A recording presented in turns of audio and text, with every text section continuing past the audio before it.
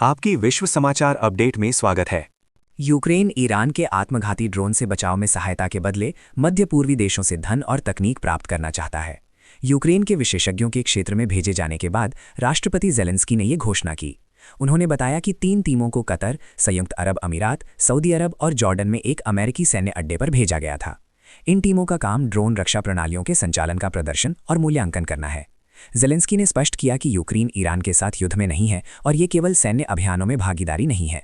Zelensky ने संकेत दिया कि खाड़ी देशों के साथ ड्रोन को लेकर दीर्घकालिक समझौते हो सकते हैं, लेकिन बदले में यूक्रेन को क्या मिलेगा इस पर अभी भी चर्चा होनी बाकी है।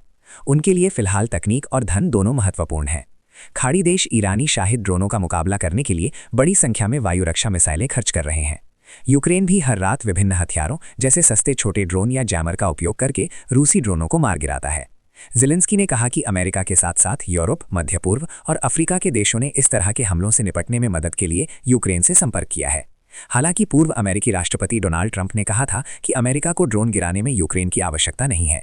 ज़ेलेंस्की ने निराशा व्यक्त की कि वॉशिंगटन ने एक बड़े ड्रोन समझौते पर हस्ताक्षर क्यों नहीं किए, जिसके लिए कीव महीनों से जोर दे रहा है। उन्होंने कहा कि वो लगभग 35 से 50 बिलियन अमेरिकी डॉलर के समझौते पर हस्ताक्षर करना चाहते हैं। उन्होंने उन यूक्रेनी कंपनियों और विदेशी सरकारों की भी आलोचना की जिन्होंने कीव की मंजूरी के बिना ड्रोन विरोधी उपकरण समझौतों पर हस्ताक्षर करने की कोशिश की।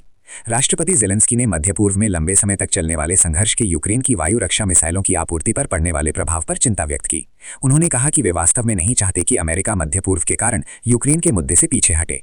रूस, यूक्रेन और अमेरिका के बीच नवीनतम शांति वार्ता जो संयुक्त अरब अमीरात में होनी थी, अमेरिकी और इजरायली हवाई हमलों के बाद क्षेत्रीय संघर्ष के कारण स्थगित कर दी गई।